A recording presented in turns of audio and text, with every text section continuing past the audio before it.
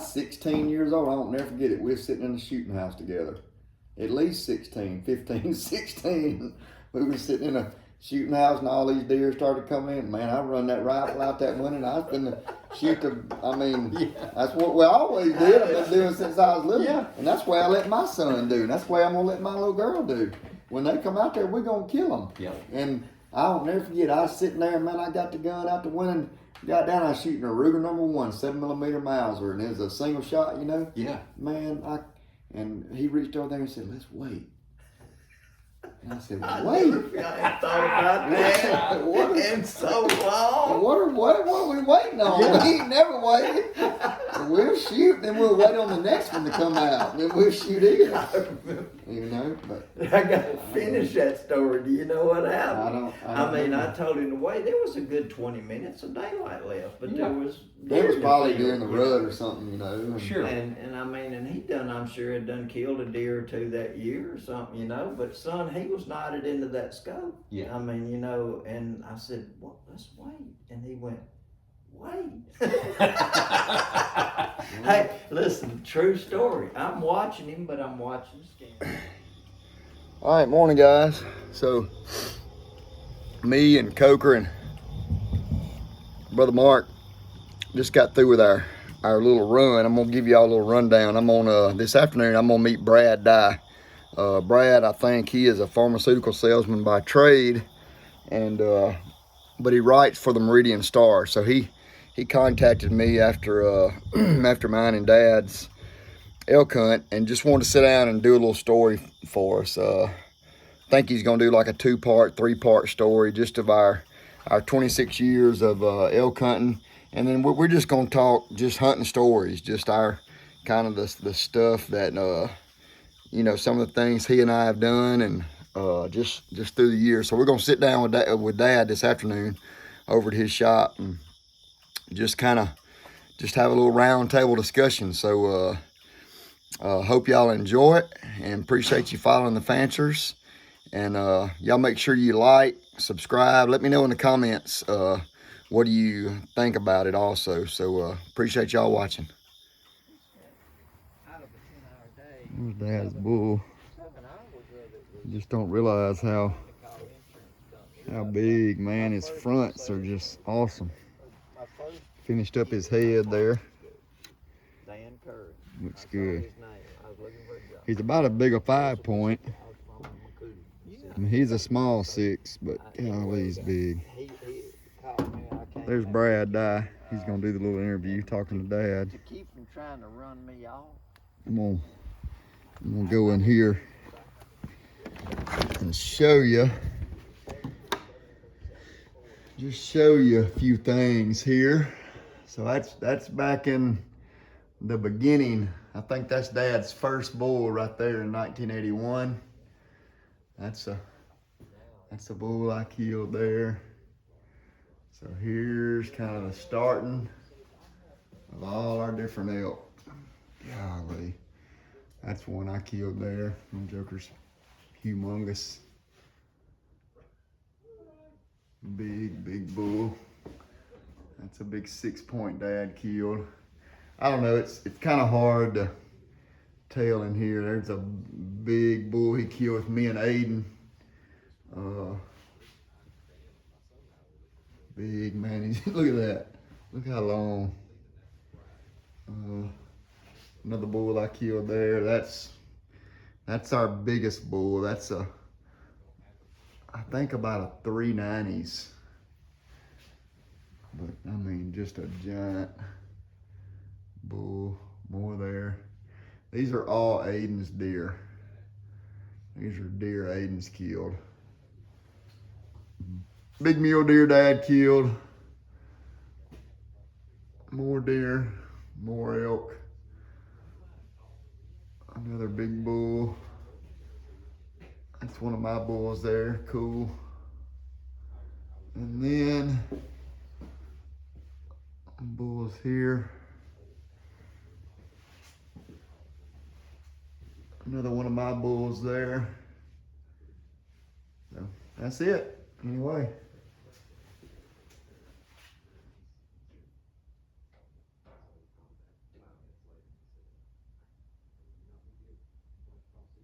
Pretty cool.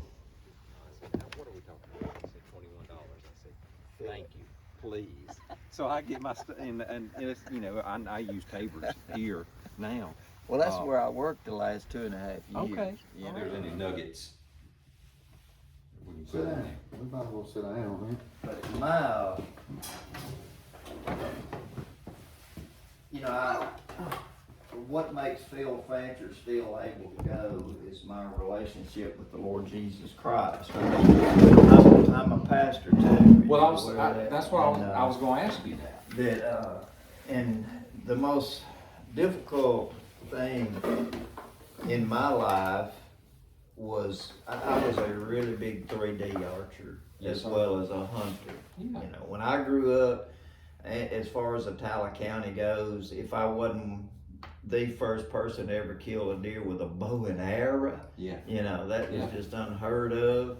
I was certainly one of the first, and then I started into the 3D and won, I don't know, I think maybe I finally had won 23, 25 state championships, 2 or 3 national titles, and I always knew that I could shoot with the pros, but I never felt like I could lay the time aside to do that Right. and be a pharmacist. Sure. So I talked to my wife. I was in a little church out here for 11 and a half years between here and Starkville, Antioch Baptist Church, full-time pastor there. We lived in the parsonage, et cetera, et cetera. I went to Florida and shot in the pro division. Okay. This is a long time ago. With sights. Yeah. More or less a hunting setup. Okay. And they were shooting all the stuff that I got now, movables and everything. And I finished 5th out of 102 pros. And I come home and told my wife, I said, I can make a living shooting a bow. So she said, you serious? So anyway, long story short, we started talking about it. I started saving money.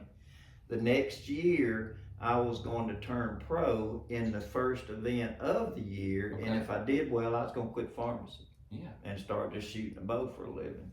Praise God, I didn't. But anyway, the week before that was to happen, Antioch Baptist Church called me full time. How about that? The most awful week of my life. The decision you got The to make. decision, you know, Sure. God is putting something on me that's clean, Mhm. that I can go to church that morning. Yeah. I can be a witness. I probably won 8 or 10 people through the years on the course to the Lord. You know, I had all the good reasons Sure. to do it, Right. but God wouldn't allow it. Yeah. And then when I let that go, I kept shooting some, but I was mostly just a hunter. Yeah. And I say all that to say this, that elk hunting now, in the last 15 years, I'll still shoot a whitetail deer, you know, and I still enjoy it some. Right. But Mary at my age don't like for me to climb when there's no one with me I in the understand. woods and all. So, but Slade and I have been so blessed to be together in the Rocky Mountains that 10 or 12 day stretch, I look forward to all year. Mm-hmm. I understand that. That was one of the things that was the main reason I wanted to talk to y'all. Just And this.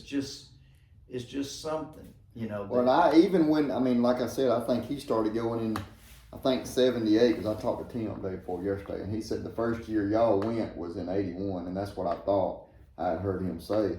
But even whenever he started going in, But I had gone in several years before that. in like 78, I think, and Yeah. then I think he said you missed a year or Yeah. something. But anyway, he went with you in 81, and then y'all went every year. Right. But I remember as a little kid, because I didn't go till 96. I graduated high school in 92, so I started going with him at 96. But I remember as a kid, because they would all, so it was Dad and some of these people have passed away now, but I remember it when we lived on Met Street over there in town. It'd be Dad and Kim Webb and Rick Fusell and Jimmy Crawford and Tim and all those guys would come over to our house over there on Met Street. I remember the first time I ever saw a rangefinder. Kim Webb had a rangefinder. It was about this big, and Yeah, I don't know exactly how it worked, yeah. but you rolled it, and I think it kind of bracketed That's what you was shooting. well, it was at, out of you know. focus and you rolled it and it come And in it focus, and then you looked up at the wheel on top and it told you how many yards it was Okay. where it came in focus. Okay. You know, it was Yeah. a double focus. They were shooting at hay bales down there, so I remember that as a little bitty kid. And then all I knew is when it got time, Tim and whoever all would come to the house. I think I said this on the Fistful of Dirt podcast with Mr. Cuz. They borrowed vehicles a couple of years because Dad didn't have a truck and Tim didn't have a truck, but a guy in church did. And Yeah. at that time, you could borrow vehicles. People, Sure. hey, I need to borrow a truck to go out west. But I just remember as a kid thinking, man, if I ever get to go do that, if I ever get to go do that, if I ever get to go out there and do that. I mean, because they would start getting ready for it in July. Yeah. And then September would come, and I don't. Any hunting adventure. If I haven't taught Slade a whole lot, I've taught him that you can make a baseball game last a month, getting Yeah, ready for the that's- baseball game. Sure. Yeah. Sure. The hunt, whether it be turkey, deer, especially elk. With elk, we don't get to do it for 40 days like we do deer. Because they don't live here. And Yeah. You know, the So, elk it's, just not here. it's kind of like a far away. So we'd start Right. packing. You know, I start packing, and I don't do it now like I used to, and I probably should more. But the hunt is still really important to me. But I'd start packing a month or two ahead of Sure. time because that's when the trip would start. Yeah. That's And it. I don't know what it is. I don't know what's done come about me now. And I think Dad can tell you this too. I mean, now granted, I go out there for one reason, that's to kill an elk. Yeah. But I I could read care less. Years I mean, ago, really, if read I shoot something. one, fine. If we don't, I may sleep in. Now, But see, I'm it's not just that the way. trip. Yeah. I'm so into just going out there and being in at the trip in the mountains and Yeah. and you know. Tim Smith, my old buddy. Do you know Tim? I don't Tim know. and Stephanie, they owned Stephanie Stephanie Shenanigans. Shenanigans Yeah, okay. uptown. Yeah. He was my 30-year traveling companion. Okay. You know, big. He was at Ole Miss when I was there. He started Okay. my offensive line with Archie Manning and Norris Weiss. Okay. And he was always big. I mean, he'd start out the year training. We'd start out in June. He was 296, Yeah. and he'd want to get down to 250. And still today, I tell him he has lost more weight than any human being on the planet. Because they're going up and He's down. saying he'd lose down to 230. Next year, when we're getting ready for going out west, he'd be 290. Yeah. You know, but that's just, Watch it. you know, but Tim would, Slade's not like Tim in that because Slade's so tough. And Tim was tough, but he'd say, I don't think I'm going to go in the morning. I said, Tim, we've got 8 days. Yeah. We've got 10 days. Yeah. Listen, fight it, man. Let's go. Yeah. And he'd say, I think I'll rest. I said, you can rest when you get home.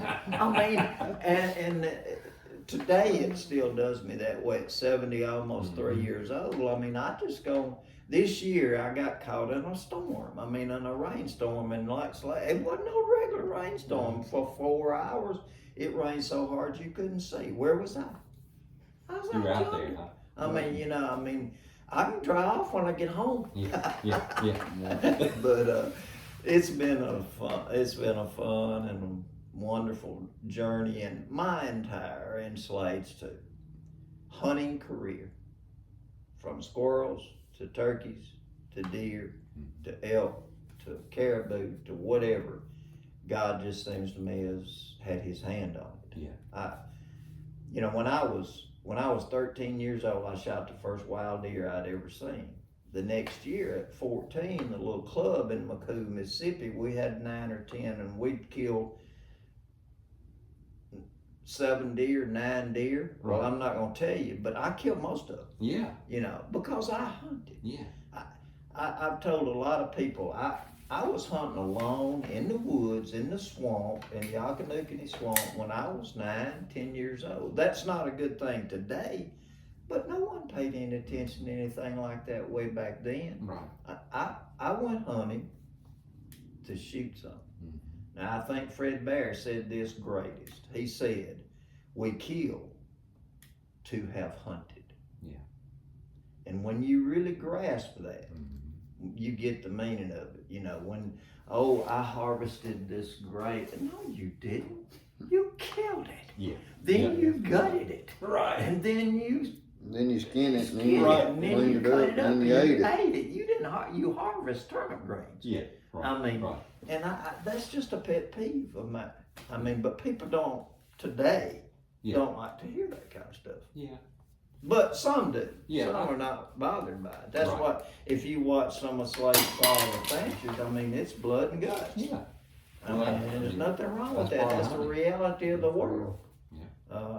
But anyway, it's been a tremendous blessing. And it's one of the greatest blessings of my life up until this point is basically three things. I understand where the blessings come from.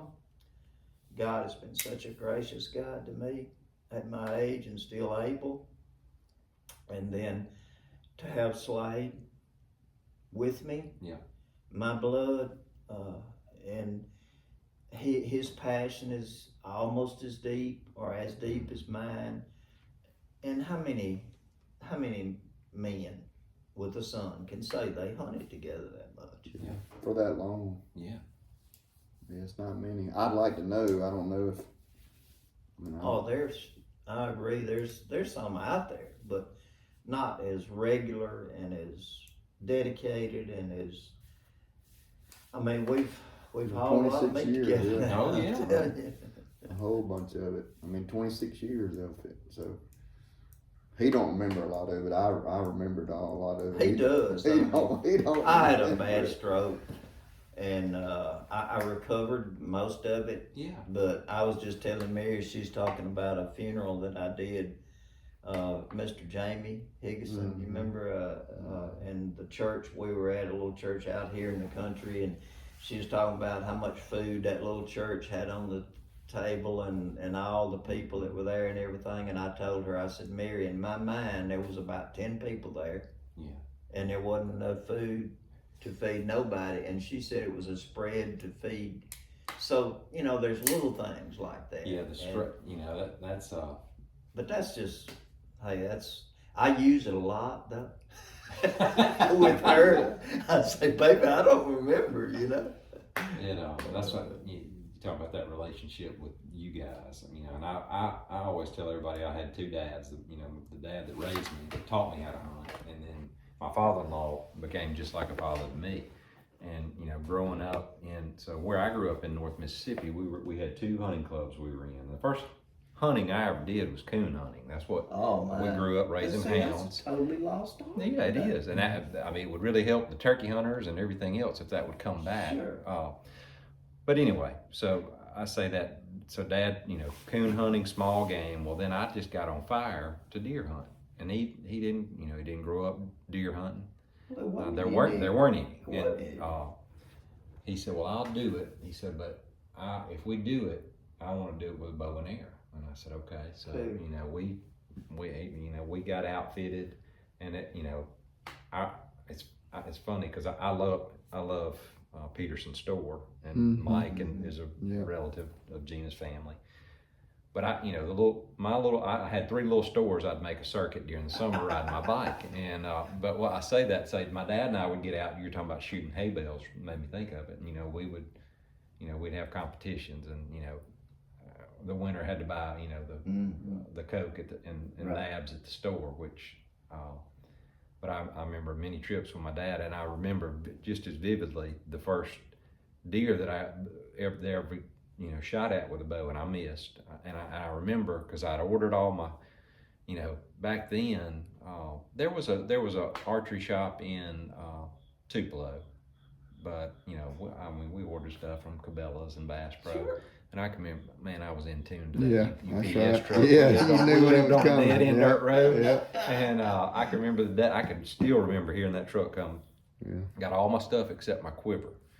So I went in the woods that morning. My dad had talking about Fred Bear, had made a ground blind he was going to hunt out of. And I had found this it was just an old wooden stand that somebody had built. And he put me in that and then went to his ground blind. I carried my arrows with broadheads in the arrow box they had been shipped to me in, because I didn't have, but it was a big platform Right, stand, that's so I just right. laid it Yeah, down. laid it Well, down. I heard dogs, hounds baying, and I thought, I bet you they're chasing a deer. I better get ready. And sure enough, they ran a doe up there, and I can remember just shaking. And of course, and they were far enough behind her that she stopped to catch her breath. I sailed one right over her back. Yeah. And I thought, well, and she That's stayed it. there. Yeah. And I thought, well, I got to get another arrow out. Shoot at her again. So I Gotta opened dig my in box. I the had to box. open my Yeah. box and get it out, and I did. And I was able to get it on and knock it and shoot and miss again. But I couldn't wait to tell my dad. And I still remember the smile on his face. But fast forward, so I, deer hunted. Then I talked him into getting me a rifle, and deer hunted with rifle as well. But had never seen a turkey. I agree. I mean, when I grew up, if you shot a 6-point buck, I mean, you were the local hero. Sure. And now you have kids that's 12 years old. That their daddies won't even let them shoot one. Yeah, or the kid. Because they're not big enough, or Right. not old enough. The Or, kid gets out there too, and the deer walks out in the patch, and daddy, like I was with him, I'd be shaking so bad when he was sitting between my legs. I'd be shaking that his gun barrel was shaking, okay? But now the kid says, I don't want to shoot that one. Mm-hmm. They ain't big enough. because of what they see on Instagram or Facebook or Snapchat or whatever. I was 16 years old. I won't never forget it. We were sitting in the shooting house together. At least 16, 15, 16. We were sitting in a shooting house and all these deer started coming in. Man, I run that rifle out that window and I was finna shoot that's what we always did. I've been doing since I was little. Yeah. And that's what I let my son do. And that's the way I'm going to let my little girl do. When they come out there, we're going to kill them. Yeah. And I'll never forget, I was sitting there, man, I got the gun out the window and got down, I was shooting a Ruger #1, 7mm Mauser, and it was a single shot, Yeah. Man, and he reached over there and said, let's wait. And I said, wait. I ain't thought about that What? in so long. What are we waiting on? We ain't never waited. We'll shoot, then we'll wait on the next one to come out, then we'll shoot it. But I gotta finish that story. Do you know what happened? I don't know. I told him to wait. There was a good 20 minutes of daylight left, but there was. That was probably deer during the rut or something, and, Sure. And I'm sure had done killed a deer or two that year or something, but son, he was knotted into that scope. Yeah. And I said, well, let's wait. And he went, wait. Hey, listen, true story. I'm watching him, but I'm scanning the field. there were several deer, I remember. And he ain't never out of that scope, man. Yeah. He's in there like it. And so time lapses on. It lapses on, and I'm scanning. It's getting what I call shade time, when it's like you pulling down the shade. You want to duck your head so you can see better, but you really can't. And so now listen to this story closely. So I said, well, go ahead and oh, son, he had to slack out of that trigger. I mean, he didn't even get the full okay, son. That excitement's what I'm talking about, is missing. I have a lot of customers that come in and got kids and they won't let them shoot, I don't know. It's hard to be good at something too when you don't ever do it. You're right. I mean, man, you better pull that trigger. You better shoot that bow at deer. You can't be good at killing deer if you don't shoot deer. You're right. Or whatever, squirrels or whatever you want to shoot Well, at. when I tell you I was a grown man, I don't mean a 19-year-old physical man. I'm talking about a 30, 35-year-old man before I ever saw a shooting house. Yeah. There was no such thing. Yeah. A Yeah, we did. green patch. Right. There was some, when I grew up, soybeans were such a precious commodity that anybody that had a 3-acre vacant patch, somebody was planting soybeans in. Yeah. And that was the closest thing to, in Tyler County, Winston, Choctaw County, to a feed spot that you could find. Yeah.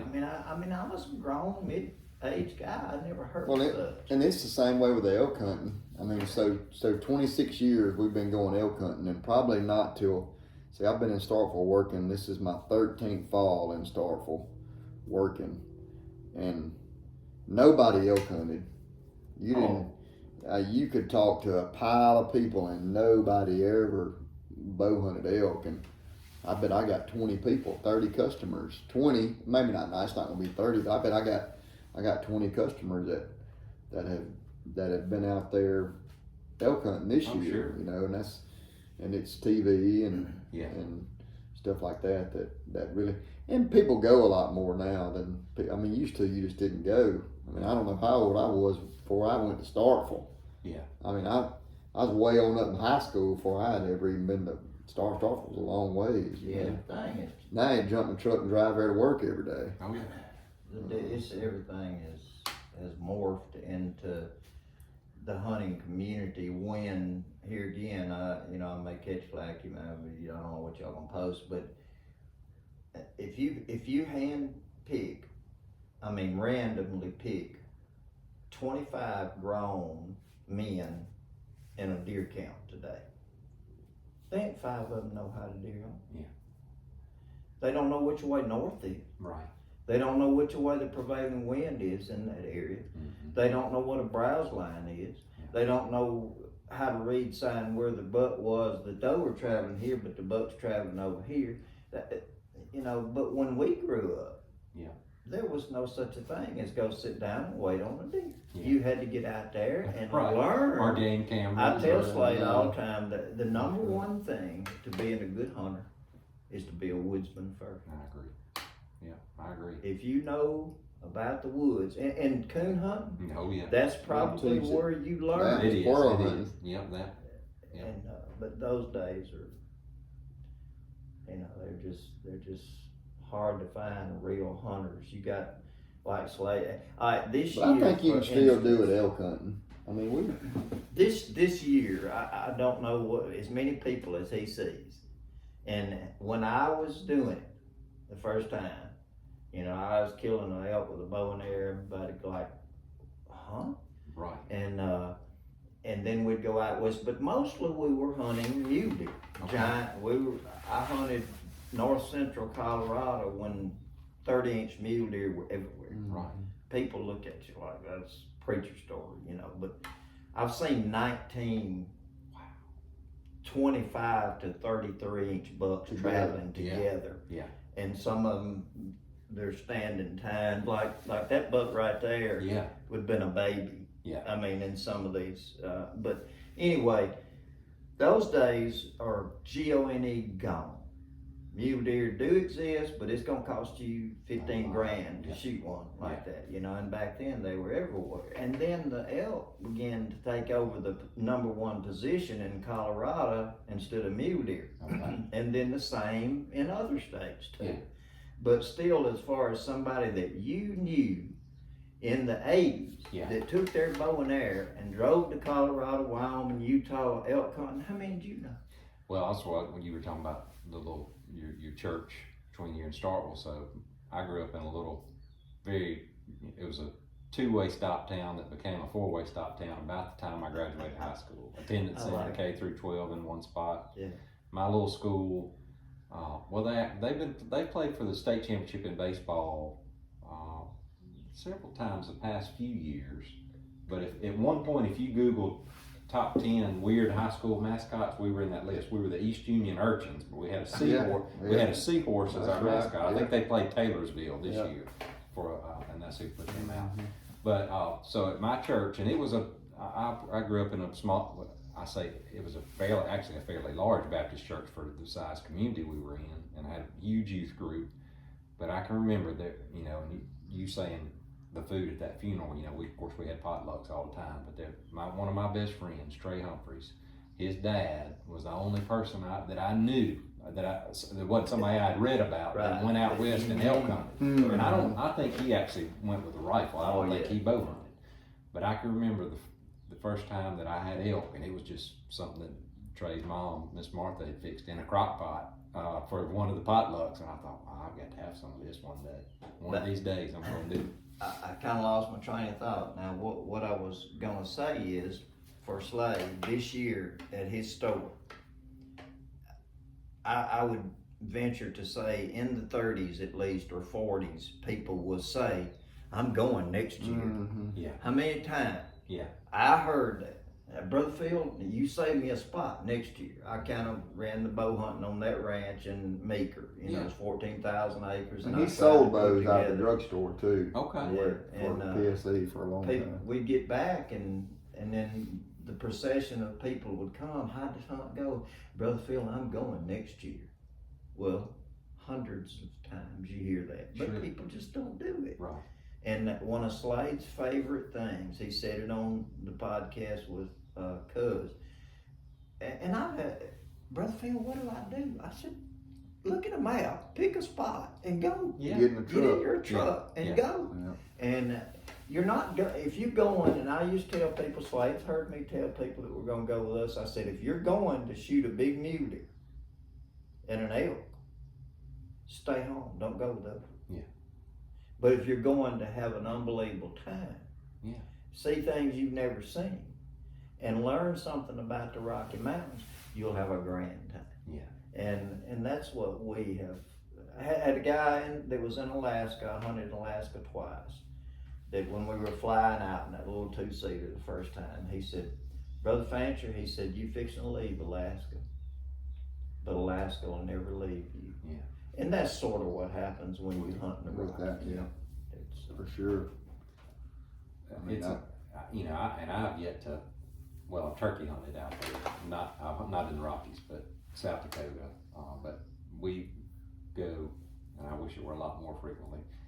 That west just gets into oh, it. it just in your blood. I mean, well, it's just where you're supposed to be. well, that's a great point. I mean, we ain't. I just don't think. I mean, Man, I think if you're an outdoorsman and you can grow a beard and you like to hunt and fish, you ain't supposed to be in it. They just ain't. You know what I mean? I mean, Yeah. you just ain't. You're supposed to be out there. I love Lonesome Dove. I watch it at Same. least twice. couple times a week. Yeah.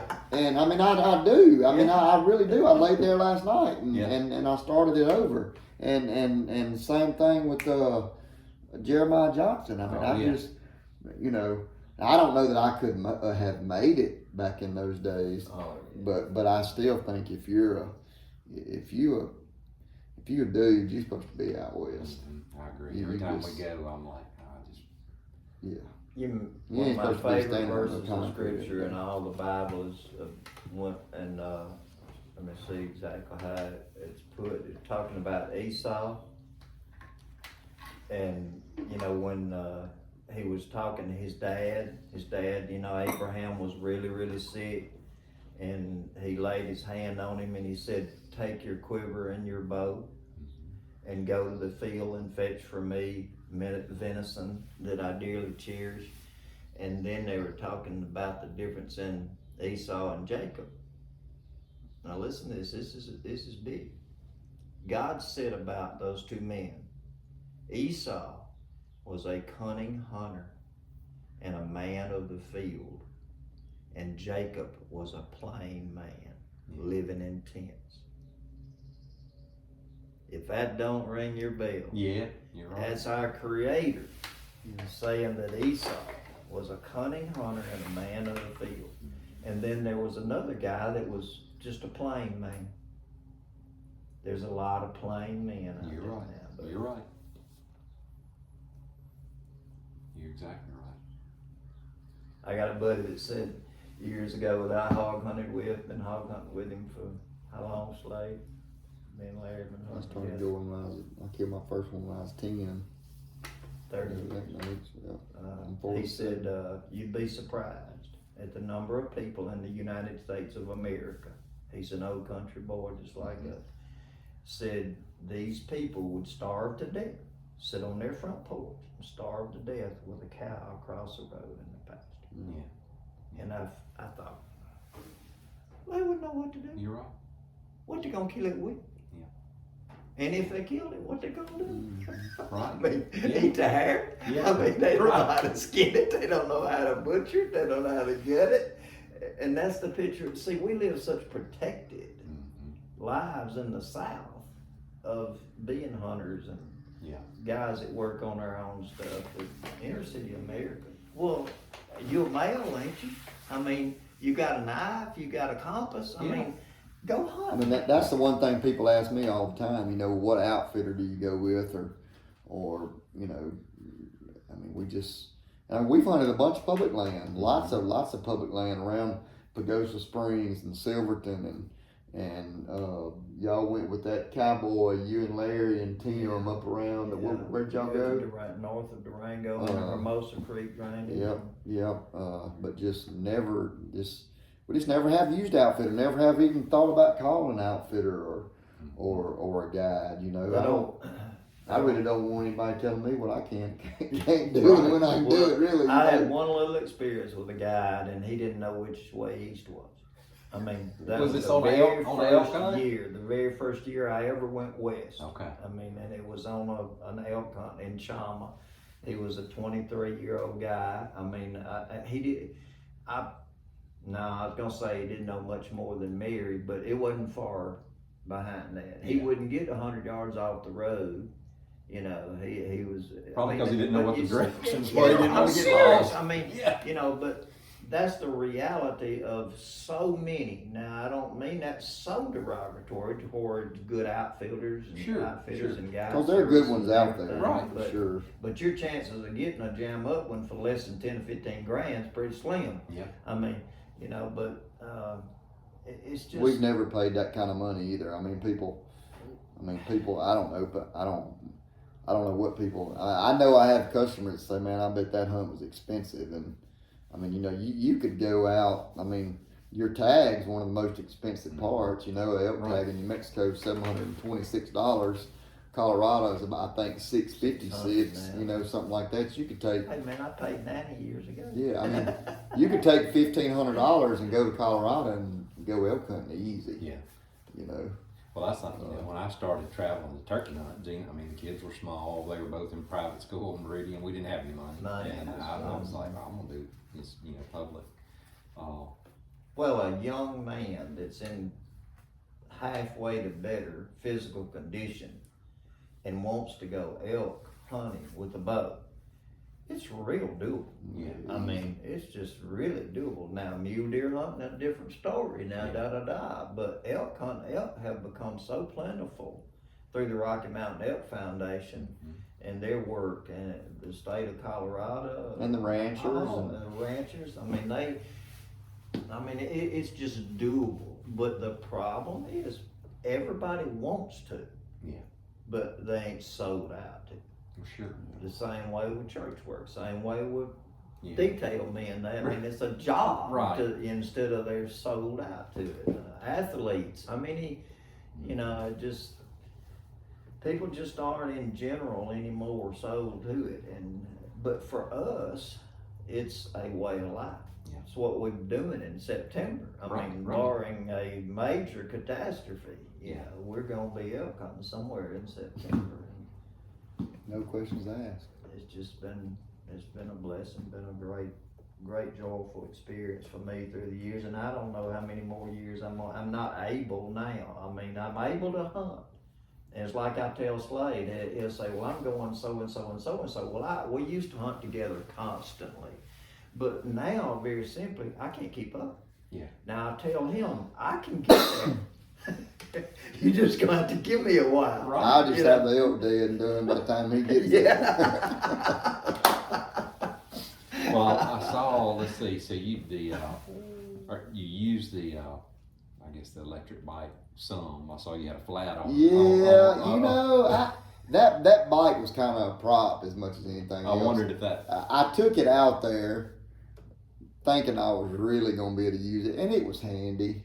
It was handy if you want to run over there to that pond and look at this. When we first got there, he had went out there in July and put some cameras out. Okay. So it was good to go jump on it and check cameras, but I didn't hunt off of it any. Yeah.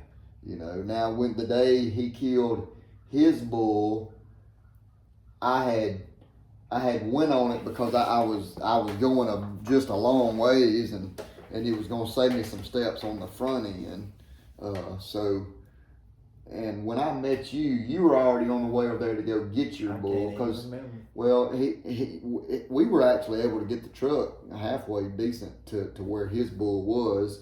And he knew whenever I come out, I had to come by where he was parked. Okay. In this big meadow, you Yeah. know. So he was just waiting on me right there. So he had to go around a bunch of old bad mountainy stuff to get around to where his bull was. So I was on it that day. I said, well, I'll run to the house and get the pack, and I want to change the boots. Stuff like that. Yeah, it was. But I couldn't it was, ride it. I mean, Yeah, I got a bad back, and then I've got something going on in my side, and it beat me so that I just rode it around the place right here, and I thought, I can't do that. But a young guy that's it was going, handy. that needs to go 4 miles, 5 miles over there and be there in 5 minutes instead of an hour and 20 minutes. That's the thing. It would save you steps on the front end, like you know. Okay, it's totally quiet, and you know your hunt don't start till 3 miles over there. Yeah. Then it's great to jump on and get over there real quick and then But start a your hunt. electric buggy does the same thing in most situations. Okay. You know, they're not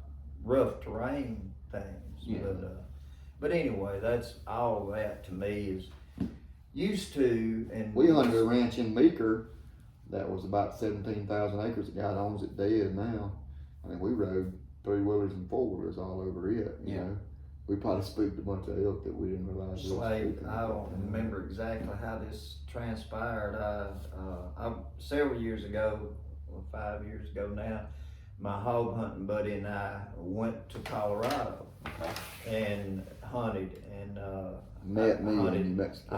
I hunted 9 days. I lost the toenails on both of my big toes. When you're walking down, oh, I know. I mean, it crunched them, and well, actually, one of them, I shouldn't say that both. The left one came off after I got home, but my right one I cut off while I was out there. I pulled it back and clipped it, and just blood and everything, you know. But 9 days, I killed a bull on the 9th afternoon. Okay. Then I went to meet Slade in New Mexico and killed a giant bull. I think that bull right John the first afternoon. So that's the difference in how. I had passed him up the day before, actually. In a big old wallow. I had got there the evening before, and I hadn't even shot my bow. Me and my father-in-law and Aiden rode out there, and I said, well, I'm just going to run over here to this wallow, because I didn't have it about an hour, and just see if an elk comes to it. Well, that bull came in. Yeah, and I got some great video of him, you know, bugling and laying in the wall and stuff like that. And then Dad and I killed him the next afternoon. Not there, we killed him on up the mountain from there. But I think it's the same bull. But that's the way. It looks a lot like that's the way elk hunting goes. Was my point with archery gear. You hunt 9 days, you lose toenails, you're totally exhausted, you up at 4 o'clock, in at dark, you know, nothing, and then all of a sudden, well, and this bull right here, 3 years ago, Slade and I went out and hunted. Slade killed a bull, and we hunted 7 days, I guess. I didn't kill nothing. Okay, we get home. You stayed home 3 days. And Mary says, you're not going to get all your clothes out and let me wash them? I said, I'm going back. She said, she laughed. She said, yeah, right. I said, I'm going back. She said, Phil, you can't do that. I said, when did we swap roles? I'm going back to New Mexico. It's 5 days left. Well, of course, she was perturbed. Sure. You know, a 72-year-old man or 70 at the time going by himself all the way back out, driving out, Well, in 5 minutes, you'll love this. He calls. And when I saw his number, I thought, I said, she done squealed. Uh-oh. And I picked the phone up. I say, hello. And Slade says, Daddy, you can't go out there by yourself. And so I said, Slade, I'm going home. I'm going back. They were bugling, and I just couldn't get on one, you know. So we hung up. Then about 30 minutes, my old hog hunting buddy from Louisiana calls me out of the blue, you know. He said, I hear you may be gonna go hunting. I don't know who called or how many called, but anyway, he said, I'll ride out there with you. So we went back out there, Got there that afternoon late, went to bed, and I killed this bull the next day, and I had hunted 7 or 8 days. How about that? And so that's just elk hunting. you know. So, is it, you know, and you talked about it a little bit in one of your videos, they weren't bugling that great. Early. This time while you were there. The first 2 or 3 days, but it took us a little while to find them too, Okay. and they just wasn't there, you know. Elk are where they are. Yeah. And So what's and that? like What's that whitetail, process? Is it just if, It's if they're not bugling, it's just Well, and they're normally bugling somewhere. so you You just got to find them. okay. You know, so it's just the walking and calling and walking and calling. Elk are so different than deer. You know, deer bed right here and eat right here, and bed right here and eat right here. Elk are right here tonight, and then they're 7 miles over here tomorrow, and then they're That's true. I mean, 5 miles over here. Yeah. You know, and now the elk that we were hunting there this year, they get zero pressure. Okay. It's really remote. I tell people from where we leave the gravel road, and it's a remote gravel road. It ain't like any gravel roads around here. Where you go in the gate, it takes you 35, 40 minutes to go 3 miles. Yeah. I mean, Yeah. it's just like it. But the elk are just they're they're there, but sometimes they're not right there. Gotcha. And you know you just hunt them and you know calling and then but when they show up, then they're there. I mean, especially like Dad's bull. I mean, there was 50, 75 elk there whenever he killed his elk. You know.